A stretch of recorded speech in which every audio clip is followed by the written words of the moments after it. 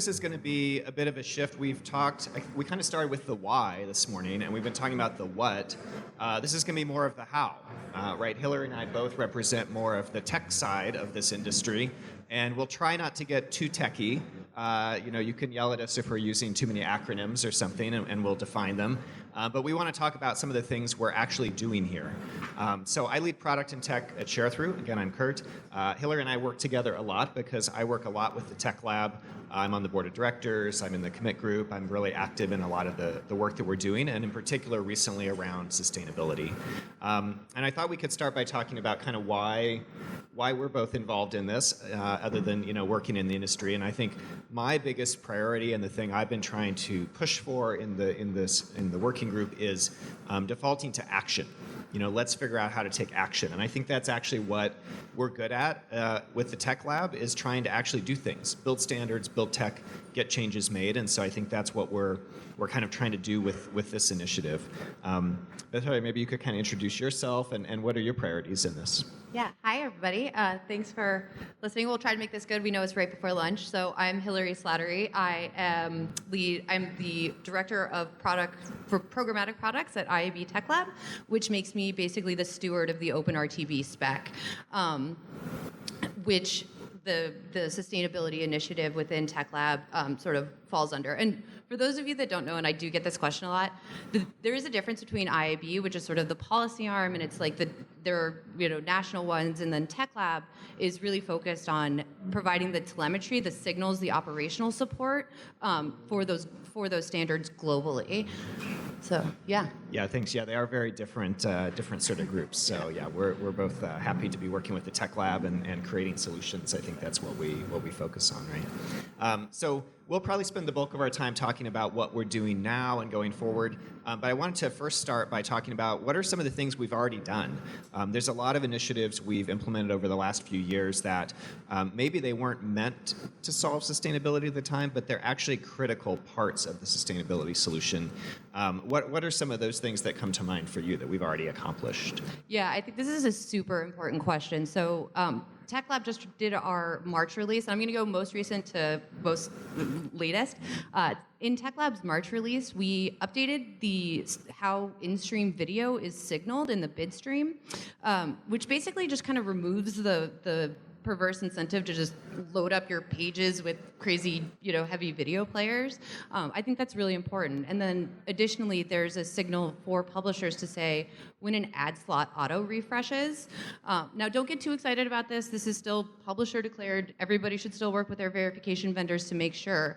But really the goal here is, here's a signal, and where you can see one of your publishing partners incorrectly labeling that, you now have a way or recourse to say, hey, you're doing this wrong, do it this other way. And then there are in 2.6 in 2017, right, introduced the concept of pod bidding. So instead of having individual ad requests from all 20 of your partners for each commercial in an ad break, right now you can do one, and your vendor can parse that single ad request, which is, from a sustainability perspective, huge.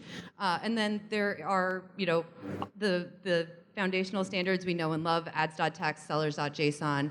And Curt, you and I have been working you had some great ideas about ways to use like inventory partner domain and manager domain, which are really techy, so I'll leave it to you to describe them.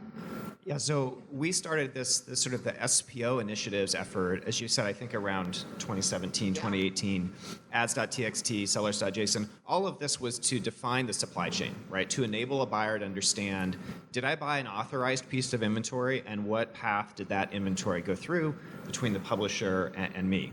And we recently added some new attributes to that manager and inventory partner domain, which the initial ads.txt and sellers.json created the idea of there's a direct path where the publisher is being paid directly, and there's an indirect path where there's an indirect chain.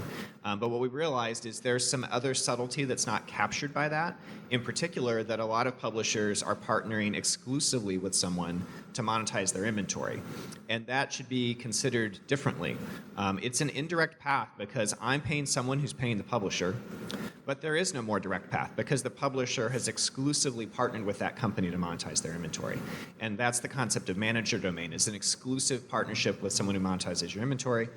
Inventory partner domain is similar, but a non-exclusive relationship, and it's very common in CTV, where you're dividing your ad inventory among multiple partners who get the exclusive opportunity to monetize certain slots, but you're dividing it among multiple people. And so I think we've really been buttoning up now the ability of a buyer to implement a firm SPO policy, to implement a policy that says, I only want to buy direct or manager or inventory partner.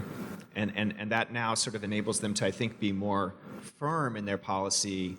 A year ago, if they'd said, I only want to buy direct, they would have cut out a lot of things they wanted to buy. Now, if they say, I want to buy direct plus manager plus inventory partners, I think it's a better statement they can make and reduces a lot of carbon and a lot of inefficiency. Right? Yeah. Well, let's talk about this actual sustainability group. So this kicked off just a few months ago. It's pretty new, right? What do you see as the goals for the group? What is the group focused on? So in a nutshell, it's fewer duplicative ad requests happening in the first place, and then making those ad requests that do happen smaller. And that can be done through sort of a few different paths. Sorry, I'm stealing his notes. Sorry, guys.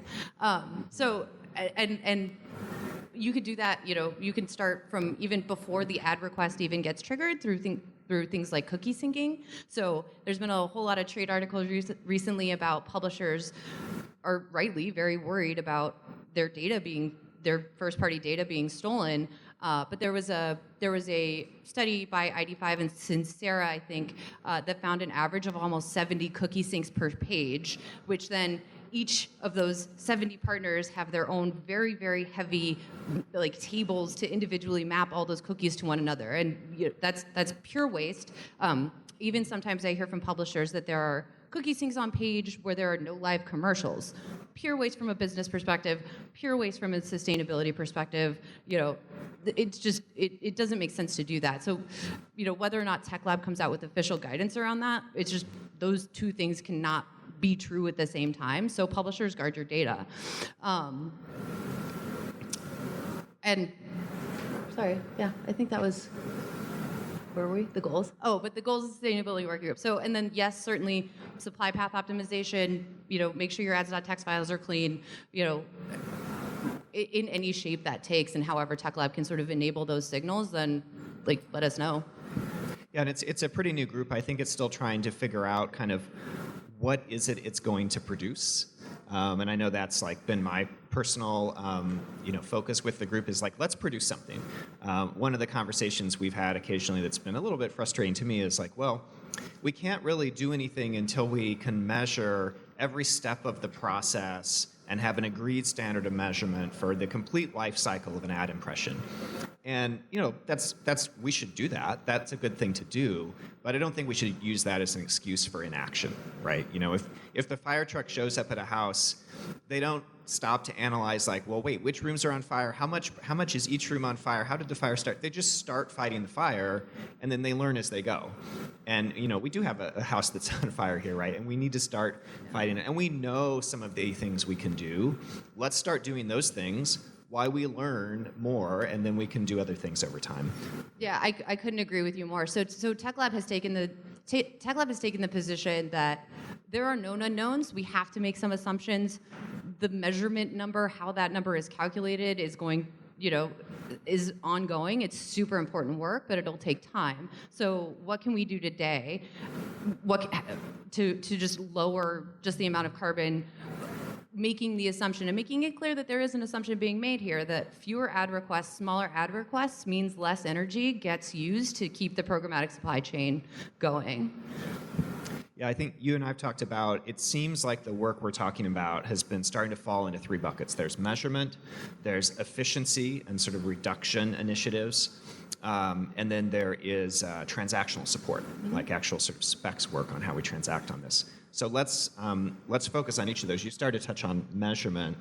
What do you think we can do or should do as this group specific to measurement? So Tech Lab has officially, like, explicitly not going to get into the measurement game.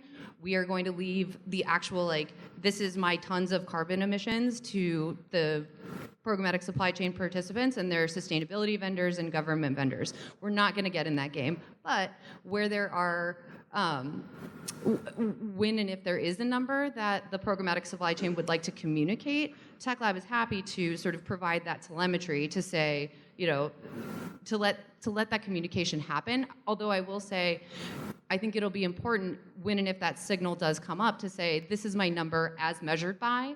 I think Crystal mentioned in the last panel, you know, the transparency into how that number is calculated is more important, I think, than actually just sending the number, because there is a lot of due diligence and there's a lot of different buttons to push there.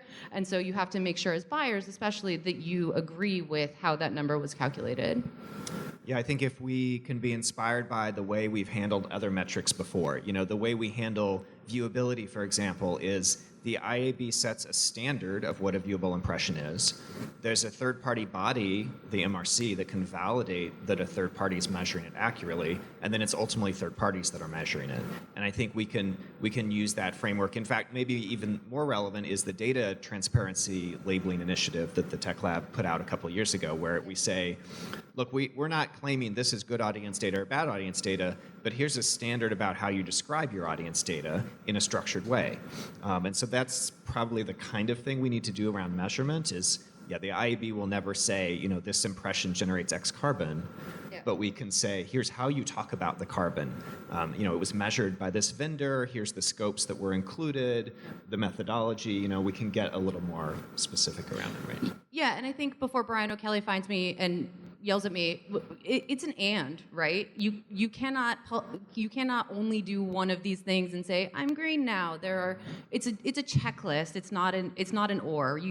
And you know, businesses can choose to prioritize what on those list of things they want to do. But it's super important that it's not just one thing. So let's talk about efficiency and reduction. That's, you know, ultimately what needs to happen, not just measuring what we're doing, but actually making it more efficient. What are some of the things you think we can tackle as a group and as an industry sooner than later to actually accomplish some of that? So I think there are your classic things, right? Supply chain transparency and supply path optimization. I think it's super important for the publishers to really, really lean in here. I see Jounce in the room. They came out, the last of their awesome studies that I saw said that almost 50% of ad requests are what they call rebroadcasted, which means that the ad avail comes through more than one channel for the same avail. That duplication is wasteful. So let's do that. But it's not just supply path optimization, right? It is things like, I love the Sharethrough, the green media products. I think things like that are super awesome too, because it gives both a carrot and a stick approach to, you know, doing that. Yeah, one of the things we've been talking about is how do you create this sort of feedback and incentive models to enable behavior? And you know, some of them already exist. Like, and I use this phrase of like internalities versus externalities a lot. You know, as an exchange, for example, a lot of our carbon production is an internality for us because we're paying for our electricity and data center consumption, which is a big driver of an exchange's carbon emissions. So we, and every exchange, has an entire team dedicated to making it more efficient, to only sending bid requests to DSPs when we think they're going to respond, to only including the data elements we think are necessary, to gzipping the request. To all of those things are things we have been doing those for years because there's a direct financial benefit. And so those are easy things to solve because the finances and the carbon align very tightly for us. It's harder when it's an externality. You know, you mentioned cookie syncing earlier, right? A publisher causes cookie syncing to happen, or in some cases an ad tech platform, but pays none of the cost of the carbon of that cookie syncing. So I think those are the type of areas, you know, not to pick on publishers, that we all have different things we do that generate externalities. Those are the areas that we have to make sure we're shining a light on because there is today no natural incentive for the reduction there to happen. Right? Yeah, and just to build on that, I think it's also, I realize that the publishers may feel like this is like squeezing blood from the stone, and I do also just want to call out, there are a lot of things that it is absolutely incumbent on the buy side to understand. So it's very easy to want to take sort of a very blunt approach to something like this, but it's not. It's a nuanced conversation. Going back to what I said about the in-stream video definition. So that big, beautiful, top-of-page exact match ad unit, that's what, I think 5-10% of what video inventory is.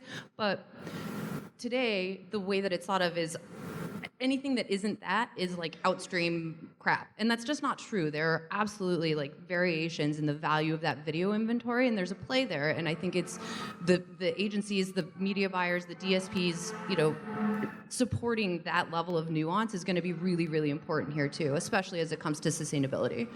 Yeah. So if you could just make some things happen, which unfortunately with the working groups we work by quasi-consensus, so it doesn't always work that way. But what are the things like you could make happen if you could just wave your wand? And Oh, I love this question.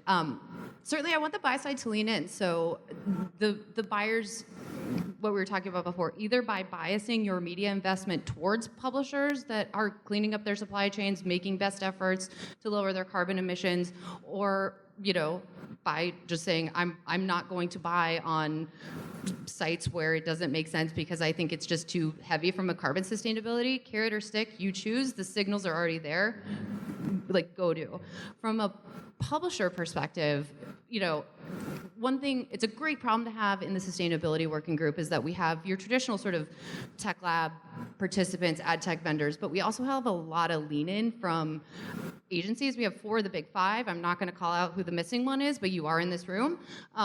But the agencies are leaning in. They care. They're having this conversation, and it's about sort of bridging that gap between the technical operations people, the product people, and the agency people who are the communications experts. But it's both, right? And I think everybody's leaning in, and it can be contentious at times, but I think it's a good problem to have. It's not an intractable problem.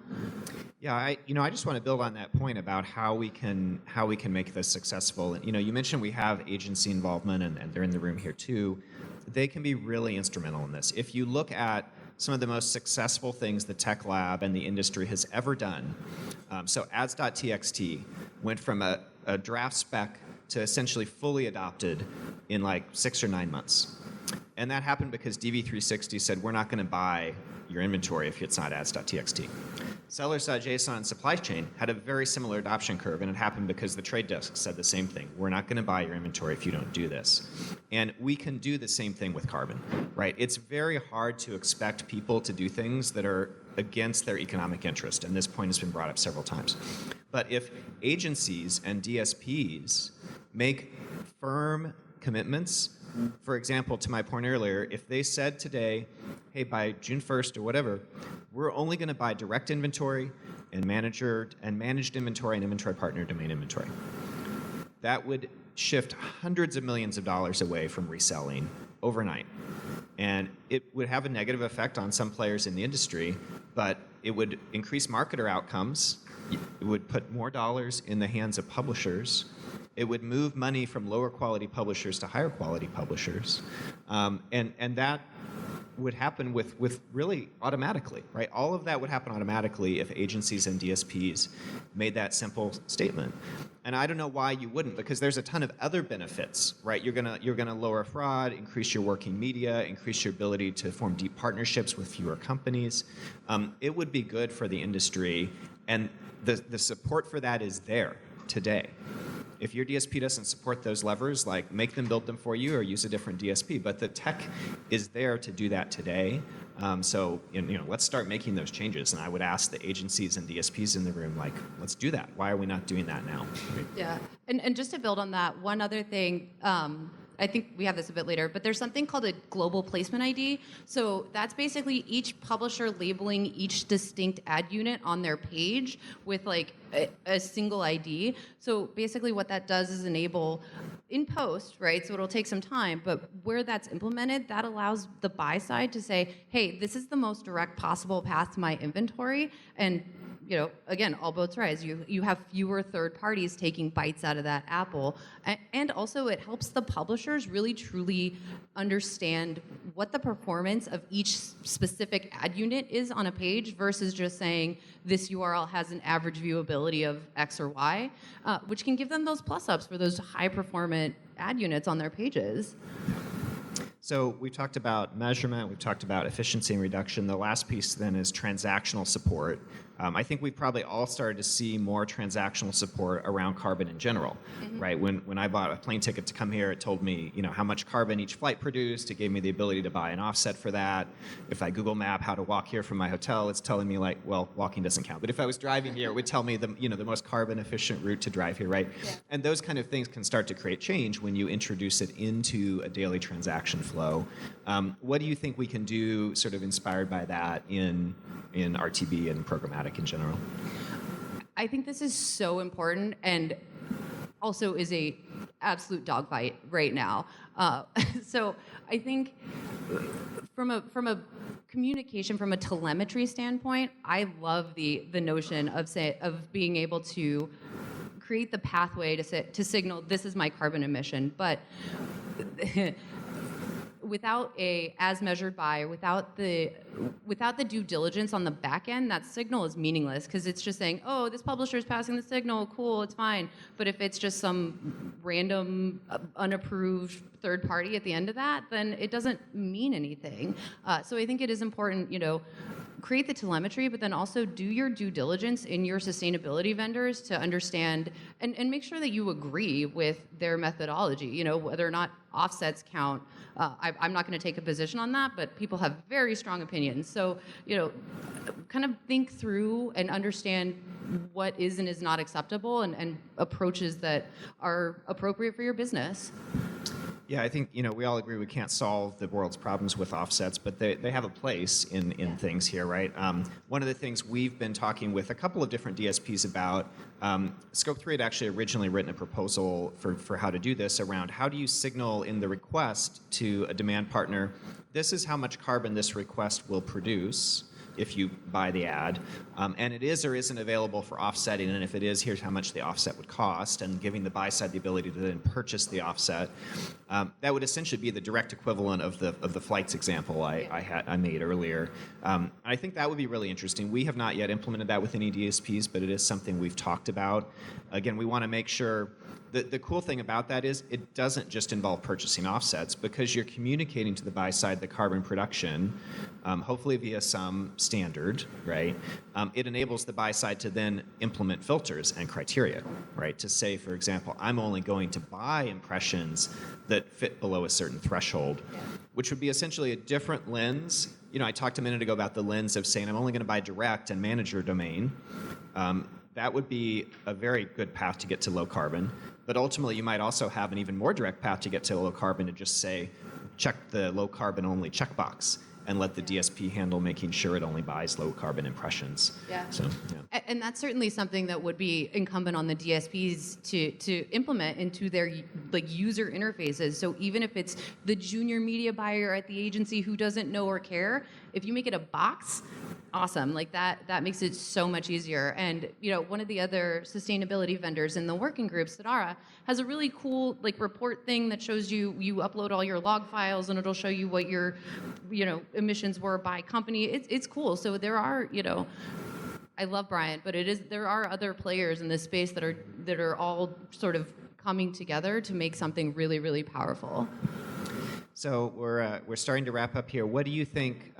What do you think we can produce as the first output of this working group? Because so far we have not yet published anything, right? What do you see as the first thing people can expect to hear, and then what help do you need from the people in the room here? Yeah. Oh man, this flew by. So we are working on a a checklist documentation of what the sell side can do, what the buy side can do. Again, I will reiterate, these are all ands. You cannot just pick one and say you're green. These are and things. There are assumptions that are made that we know that there are known unknowns, right? So, but I do think the bias to action, we can make educated guesses and we can move forward, and I think that's super, super important. But as we I do need the industry to lean in. I need the particularly direct publisher participation. I also see pre-bid, quite a representation in this room. Lean in, help us, let us know. We want to hear your voice so it doesn't, so that you're heard and we understand that we're supporting the entire ecosystem's business. Yeah, so join the working group, get involved, and I'll give you the super secret about how to get anything actually accomplished with the Tech Lab. Just write the proposal, because so many people will either not show up to the working group, or they will, but they won't actually go do the work of writing the proposal. The person who writes the proposal will usually see success in getting what they want. Well, and we'll have to agree, but like getting something accomplished. So get involved, be active, write proposals. That's how we can start to move things forward. Yeah. All right. Well, thank you, Hillary. Enjoyed it. Thank you.